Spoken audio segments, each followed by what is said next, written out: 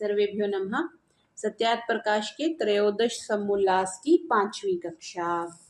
महर्षि पीछे जो इंजील एक इनकी पुस्तक है, मत्ती रचित इंजील, उसकी व्याख्या कर रहे थे। उसमें से कुछ उनके पॉइंट्स उठा के कल वाले पाठ में हमने देखा था।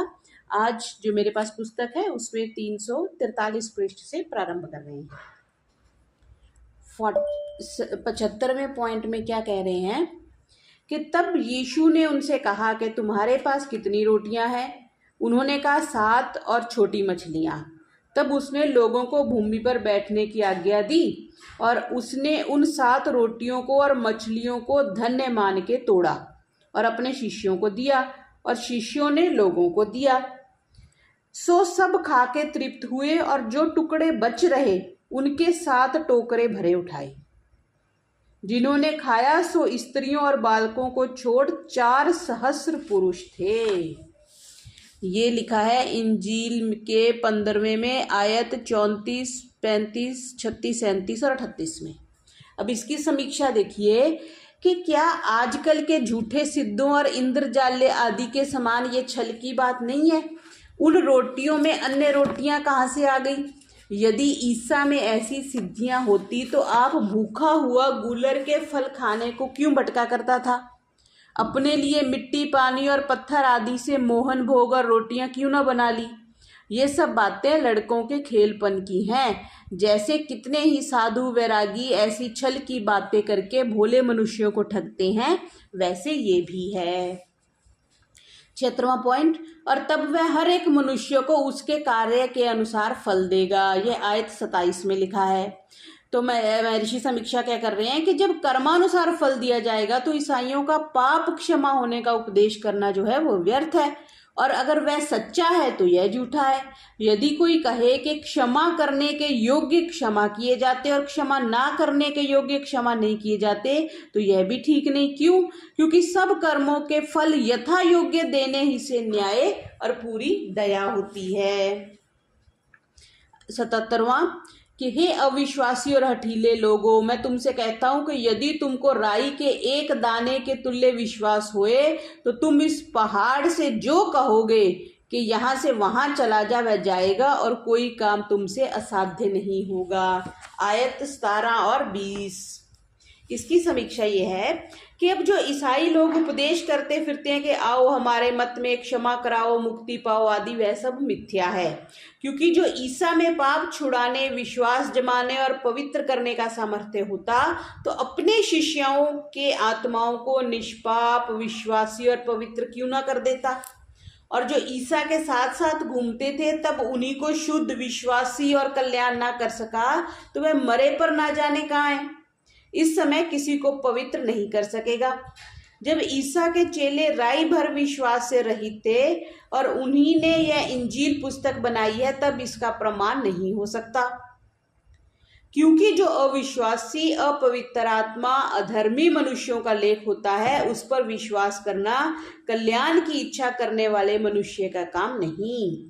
और इसी से यह भी सिद्ध हो सकता है कि जो ईसा का यह वचन सच्चा है तो किसी ईसाई में एक राय के दाने के समान विश्वास अर्थात ईमान नहीं है। जो कोई कहे कि हम में पूरा व थोड़ा विश्वास है तो उससे कहना कि आप इस पहाड़ को मार्ग से हटा देवें। यदि उनके हटाने से हट जाए तो भी पूरा विश्वास नहीं, किंतु एक राई के दाने के बराबर, और जो ना हटा सके तो समझो एक छींटा भी विश्वास, ईमान और धर्म का ईसाइयों में नहीं है।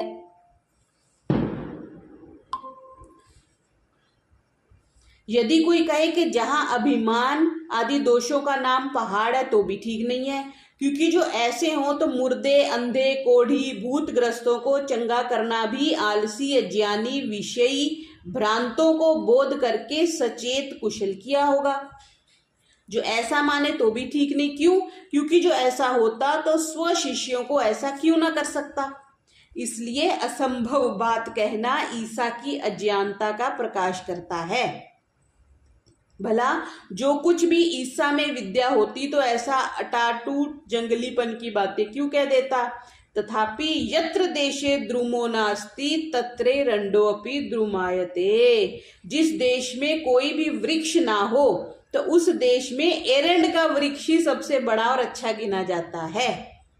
कितनी अच्छी बात कही कि जिस देश में कोई भी वृक्ष ना हो तो ये एरंडी का जो वृक्ष होता है, जिसको हम आक बोलते हैं, मेरे ख्याल में वही है जिसका तेल निकलता है, उस देश में एरंड का वृक्ष ही सबसे अच्छा और बड़ा गिना जाता है।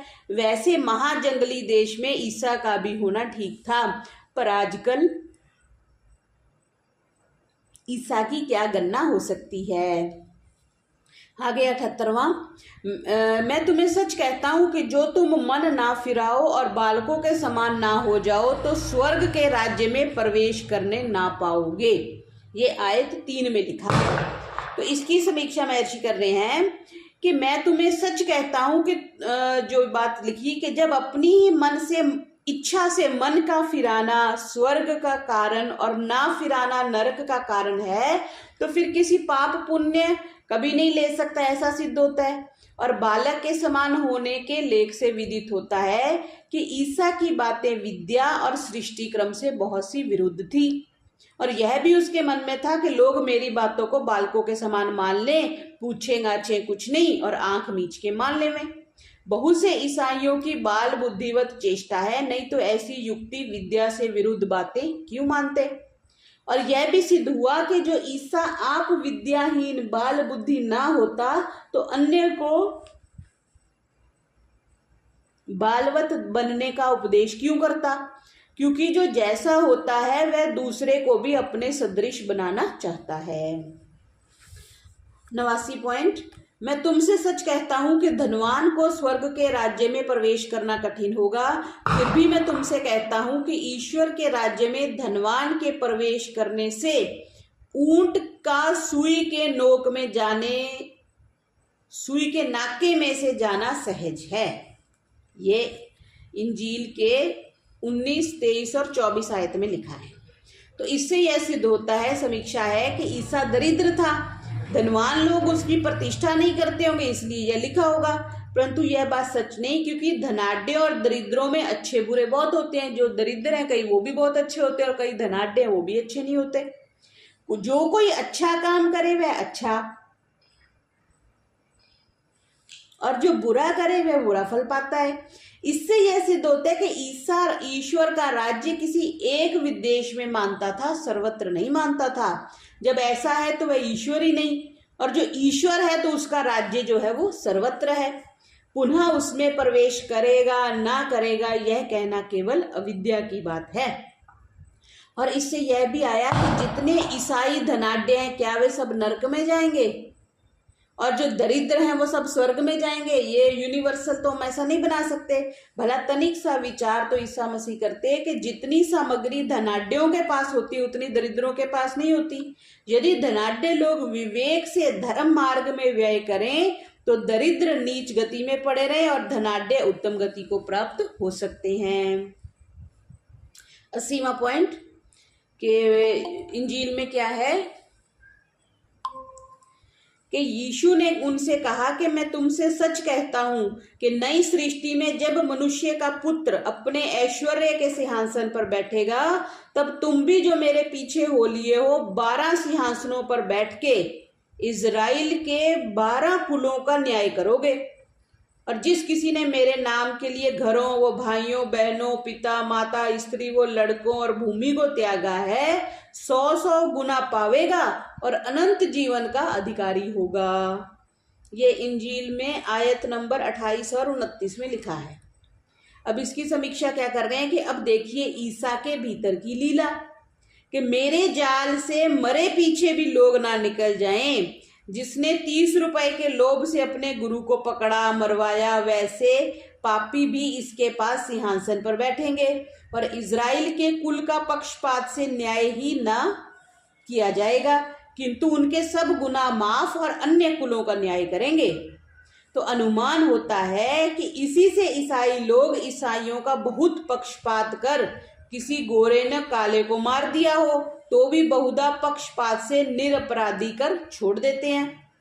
ऐसा ही ईसा के स्वर्ग का भी न्याय होगा। इससे बड़ा दोष यह आता है क्योंकि एक सृष्टि की आदि में मरा और एक क्यामत की रात के निकट मरा। एक तो आदि से अंत तक आशा में पड़ा रहा कि कब न्याय होगा, और दूसरे का उसी समय न्याय हो गया। देखो कितनी अच्छी बात कही है। मैं भी कई बार सोचती थी, ये जो जब दबाते हैं ना मुर्दों को, तो ये कहते हैं कि कयामत के दिन वो जीवित हो जाएंगे। तो देखो कितनी तरक की बात है कि एक तो सृष्टि की आदि में कब्र में चला गया और एक सृष्टि के अंत में गया। तो एक को तो इतने अरबों करोड़ों वर्ष प्रतीक्षा करनी पड़ी और एक को मरते ही उसको दोबारा जीवित हो गया।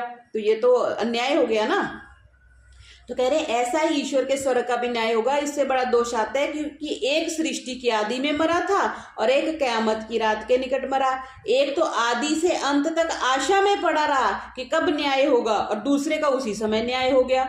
यह कितना बड़ा अन्याय है। जो नरक में जाएगा सो अनंत काल तक नरक भोगे और जो स्वर्ग में जाएगा वह सदा स्वर्ग भोगेगा। यह भी बड़ा अन्याय है, क्योंकि अंत वाले साधन और कर्मों का फल भी अंत वाला होना चाहिए। इस लाइन को भी अंडरलाइन कर लेंगे कि अंत वाले साधन और कर्मों का फल भी अंत होना चाहिए।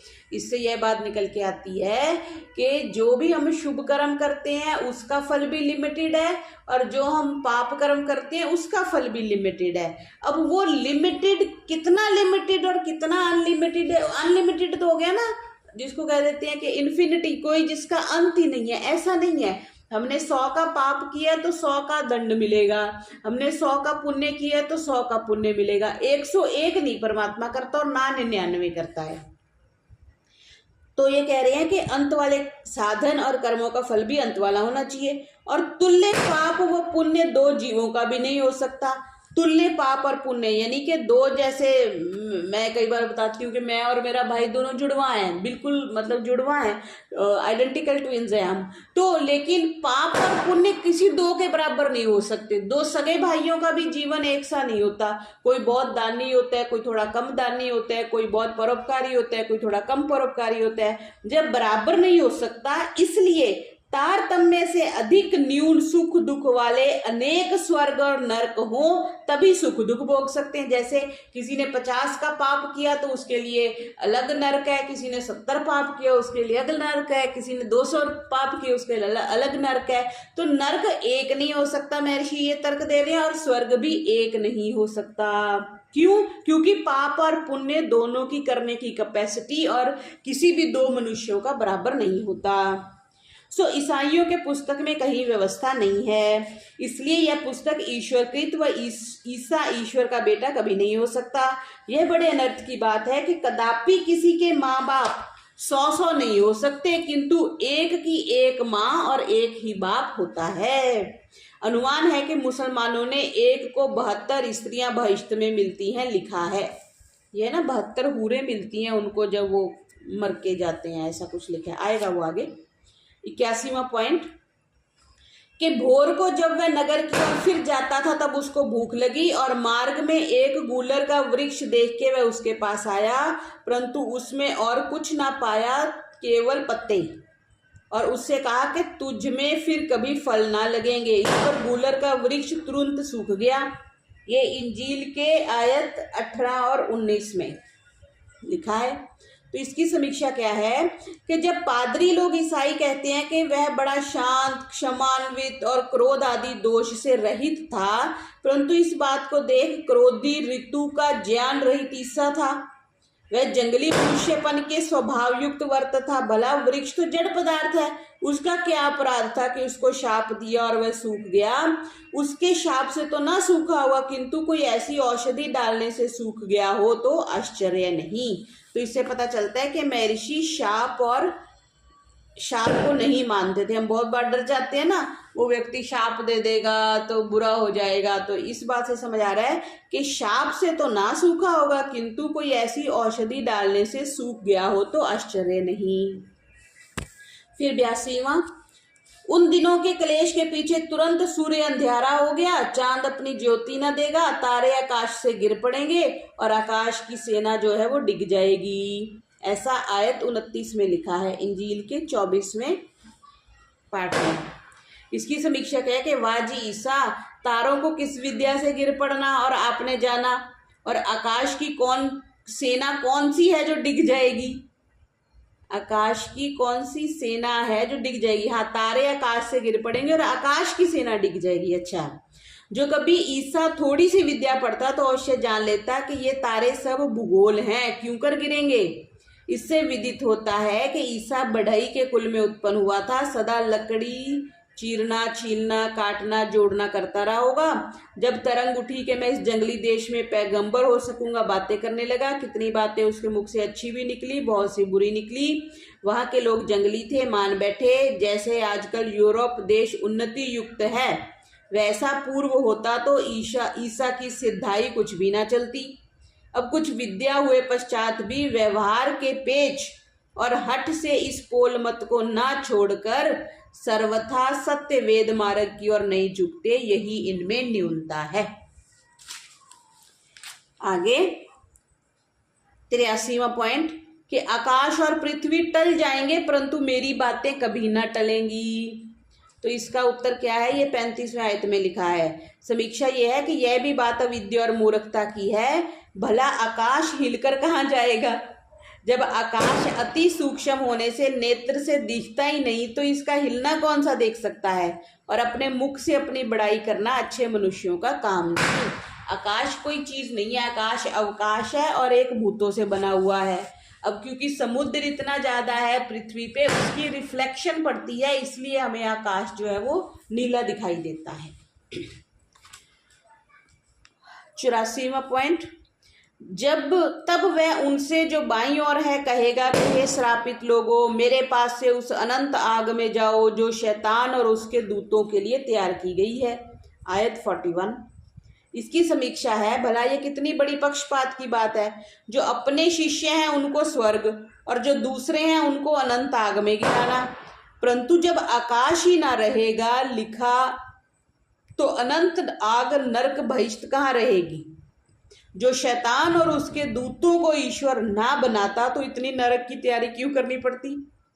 और एक शैतान ही ईश्वर के भय से ना डरा तो वह ईश्वर ही क्या है, क्योंकि उसी का दूत होकर बागी हो गया और ईश्वर उसको प्रथम ही पकड़ के बंदीगृह में न डाल सका, न मार सका। पुनः उसकी ईश्वरता क्या हुई? जिसने ईसा को भी 40 दिन दुख दिया, ईसा भी उसका कुछ ना कर सका, तो ईश्वर का बेटा होना व्यर्थ हुआ। इसलिए ईसा ईश्वर का ना बेटा और ना बाइबल का ईश्वर हो सकता है। 85वां पॉइंट, तब 12 शिष्यों में से एक यहूदा इस्करियोती नामक एक शिष्य प्रधान याजकों के पास गया और कहा कि जो यीशु को आप लोगों के हाथ पकड़वाऊं तो आप लोग मुझे क्या दोगे? उन्होंने उसे 30 रुपए देने को ठहराया। आयत 14 और 15। अब इसकी समीक्षा यह है कि ईसा की सब करामात और ईश्वरता यहाँ खुल गई, क्योंकि जो उसका प्रधान शिष्य था वह भी उसके साक्षात संग से पवित्र आत्मा ना हुआ, तो औरों का वह मरे पीछे पवित्र आत्मा क्या कर सकेगा। और उसके विश्वासी लोग उसके भरोसे में कितने ठगाए जाते हैं, क्योंकि जिसने साक्षात संबंध में शिष्य का कुछ कल्याण ना किया वह मरे पीछे किसी का कल्याण क्या कर सकेगा। 86वां, जब वे खाते थे तब यीशु ने रोटी लेकर धन्यवाद किया और उसे तोड़ के शिष्यों को दिया कि कहा लेओ खाओ, यह मेरा देह है। और उसने कटोरा लेके धन्य माना और उनको देके कहा तुम इसको पियो, क्योंकि यह मेरा लहू अर्थात नए नियम का लहू है। समीक्षा, भला ये ऐसी बात कोई भी सभ्य करे बिना अविद्वान जंगली मनुष्य के शिष्यों से खाने की चीज को अपने मांस और पीने की चीज को लहू नहीं कह सकता। और इसी बात को आजकल के ईसाई लोग प्रभु भोजन कहते हैं, अर्थात खाने पीने की चीजों में ईसा के मांस और लहू की भावना कर खाते पीते हैं। ये कितनी बुरी बात है। जिन्होंने अपने गुरु के मांस और लहू को भी खाने पीने की भावना से ना छोड़ा तो और को कैसे छोड़ सकते हैं। 87 पॉइंट, और वे पितर को और जब्दी के दोनों पुत्रों को अपने संग ले गया और शोक करने और बहुत उदास होने लगा। तब उसने उनसे कहा, मेरा मन यहाँ लो प्रति उदास है कि मैं मरने पर हूँ, और थोड़ा आगे बढ़ के वह मुंह के बल गिरा और प्रार्थना की कि हे मेरे पिता, जो हो सके तो यह कटोरा मेरे पास से टल जाए। आयत 37, 38 और 39। इसकी समीक्षा है कि देखो, वह केवल मनुष्य ना होता, ईश्वर का बेटा और त्रिकालदर्शी और विद्वान होता तो ऐसी अयोग्य चेष्टा ना करता। इससे स्पष्ट विदित होता है कि यह प्रपंच ईसा ने अथवा उसके चेलों ने झूठ मूठ बनाया है कि वह ईश्वर का बेटा, भूत भविष्यत का वेता और पाप क्षमा का करता है। इससे समझना चाहिए कि यह केवल साधारण सुच्चा सच्चा अविद्वान था, न विद्वान, न योगी, न सिद्ध था। देखो, यहाँ से ये बात निकल के आ रही है कि जो विद्वान है, योगी और सिद्ध है, वो तो भूत भविष्यत का हो सकता है ना, क्योंकि ये बोला ना, वह ईश्वर का बेटा, भूत भविष्यत का वेता और पाप क्षमा का करता है। ऐसा जो लिखा है वो साधारण सच्चा अविद्वान था, ना विद्वान था, ना योगी था, ना सिद्ध था।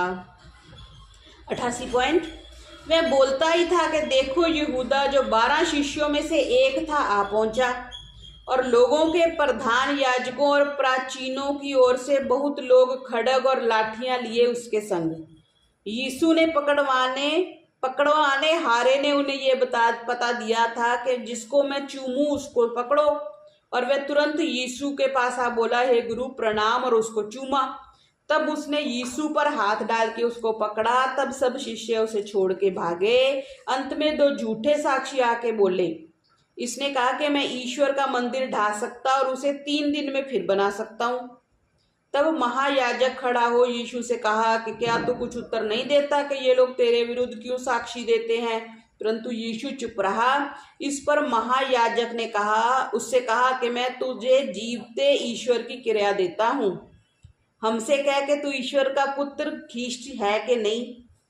यीशु से बोला, तू तो कह चुका। तब महायाजक ने अपने वस्त्र फाड़ के कहा कि यह ईश्वर की निंदा कर चुका है और अब हमें साक्षियों का और क्या प्रयोजन? देखो, तुमने अभी उसके मुख से ईश्वर की निंदा सुनी है, तुम क्या विचार करते हो? उन्होंने उत्तर दिया, यह वध के योग्य है। तब उन्होंने उसके मुंह पर थूका और उसे घूंसे मारे, और उन्हें थपेड़े मार के कहा, हे ख्रीष्ट, हमसे भविष्यवाणी बोल, किसने तुझे मारा? पित्र बाहर आंगन में बैठा था और एक दासी उसके पास आके बोली, तू भी यीशु गलीली के संग था। उसने सभी के सामने मुकर के कहा कि मैं नहीं जानता, तू क्या कहती है? जब वह बाहर डेवड़ी में आया तो दूसरी दासी ने उसे देख के जो लोग वहां थे उनसे कहा, यह भी यीशु नासरी के संग था। उसने किरिया खा के फिर मुकरा के मैं उस मनुष्य को नहीं जानता हूँ। तब वह धिक्कार देने और किरिया खाने लगा कि मैं उस मनुष्य को नहीं जानता हूँ। ये कुछ इररेलेवेंट सी बातें हैं। ये 26 से लेके फिर 47 से लेके 74 की आयतों में लिखा है। अब इसकी समीक्षा कि आप देख लीजिए कि जिसका इतना भी सामर्थ्य व प्रताप नहीं था कि अपने चेले का भी दृढ़ विश्वास करा सके, और वे चेले चाहे प्राण भी क्यों ना जाते हो तो भी अपने गुरु को लोभ से ना पकड़ाते, ना मुकरते, ना मिथ्या भाषण करते, ना झूठी क्रिया खाते। और ईसा भी कुछ करामाती नहीं था, जैसा तौरेत में लिखा है कि लूत के घर पर पाहुनों को बहुत से मारने को चढ़ाए थे, वह ईश्वर के 2 दूत थे, उन्होंने उन्हीं को अंधा कर दिया। यद्यपि वह भी बात संभव है, तथापि ईसा में इतना भी सामर्थ्य ना था। और आजकल कितना भड़वा उनके नाम पर ईसाइयों ने बढ़ा रखा है। भला ऐसी दुर्दशा से मरने से आप जूझ और समाधि चढ़ा किसी प्रकार से प्राण छोड़ता तो अच्छा था, परंतु वह बुद्धि बिना विद्या के कहाँ से उपस्थित हो? वह ईसा यह भी कहता है, एक और पॉइंट बता रहे हैं 89 में, कि मैं अभी अपने पिता से विनती नहीं करता हूं कि वह मेरे पास स्वर्ग दूतों की 12 सेनाओं से अधिक ना पहुंचा देगा। तो इसकी समीक्षा है कि धमकाता जाता और अपनी और अपने पिता की बड़ाई भी करता जाता, पर कुछ भी नहीं कर सकता। देखो आश्चर्य की बात, जब महायाजक ने पूछा था कि ये लोग तेरे विरुद्ध साक्षी देते हैं, इसका उत्तर दे, तो ईसा चुप रहा। यह भी ईसा ने अच्छा ना किया, क्योंकि जो सच था वह अवश्य कह देता तो भी अच्छा होता। ऐसे बहुत सी अपने घमंड की बातें करने उचित ना थी। जिन्होंने ईसा पर झूठा दोष लगाकर मारा, उनको भी उचित ना था। क्योंकि ईसा का उस प्रकार का अपराध नहीं था जैसा उसके विषय में उन्होंने किया। देखो महर्षि सही बात भी लिख रहे हैं कि इतना बड़ा उसको मारना नहीं चाहिए था, क्योंकि ईसा का उसका उस प्रकार का अपराध नहीं था जैसा उसके विषय में उन्होंने किया। परंतु वे भी तो जंगली थे, न्याय की बातों को क्या समझे। यदि ईसा झूठ मूठ ईश्वर का बेटा ना बनता और उसके साथ ऐसी बुराई ना वर्तते तो दोनों के लिए उत्तम काम था। परंतु इतनी विद्या, धर्मात्मता और न्यायशीलता कहाँ से लावें। फिर आगे 90 पॉइंट में भी कुछ बातें लिखी हैं, उसकी समीक्षा क्या कर रहे हैं, ये थोड़ी लंबी है कि हे मेरे ईश्वर, तूने मुझे क्यों त्यागा। जो लोग वहां खड़े थे उनमें से कितनों ने यह सुन के कहा कि वह एलियाह को बुलाता है। उनमें से एक ने तुरंत दौड़ के स्पंज लेकर सिरके में भिगोया और नल पर रख के उसे पीने को दिया। तब यीशु ने फिर बड़े शब्द से पुकार के प्राण त्यागे। ये थोड़ा जो उनको जब कष्ट दिए और उनकी डेथ हुई ना, ये उसका प्रकरण लिखा हुआ है। इसकी समीक्षा ये है कि सर्वथा यीशु के साथ उन दुष्टों ने बुरा काम किया। इसमें काफी मतलब उनको चाकू वगैरह मारे, उनकी बुरा किया। तो ये कह रहे हैं कि सर्वथा यीशु के साथ उन दुष्टों ने भी बुरा किया, परंतु यीशु का भी दोष है, क्योंकि ईश्वर का ना कोई पुत्र है ना वह किसी का बाप है। क्योंकि वह किसी का बाप होवे तो किसी का ससुर हो, फिर साला हो, संबंधी आदि भी होवे। और जब अध्यक्ष ने पूछा था तब जैसा सच था उत्तर देना था। यह भी ठीक है कि जो जो आश्चर्य कर्म प्रथम किए सच्चे होते, अब भी क्रूस पर से उतरकर सबको अपने शिष्य बना लेता।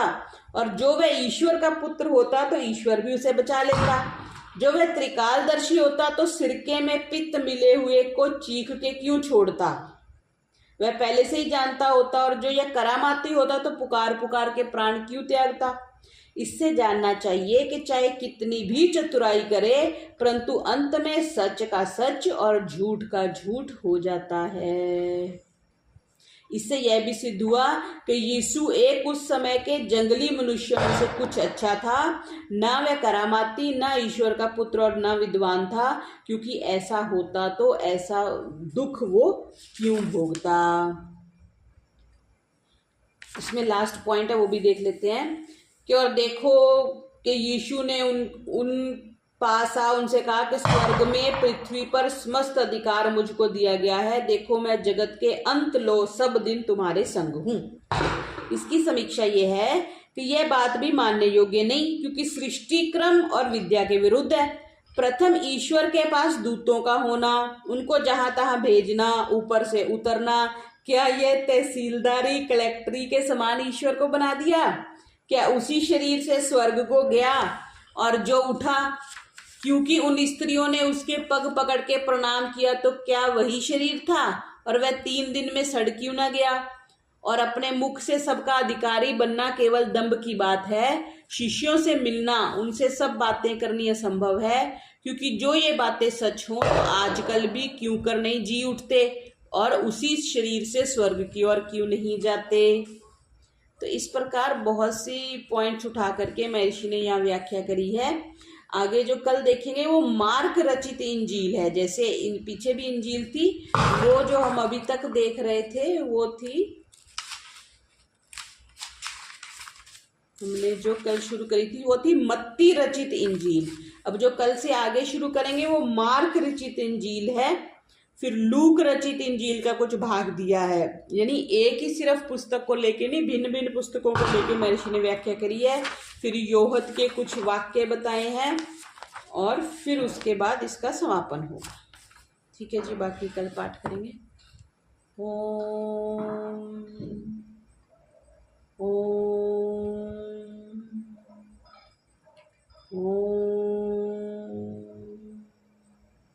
सर्वेभ्यो नमः।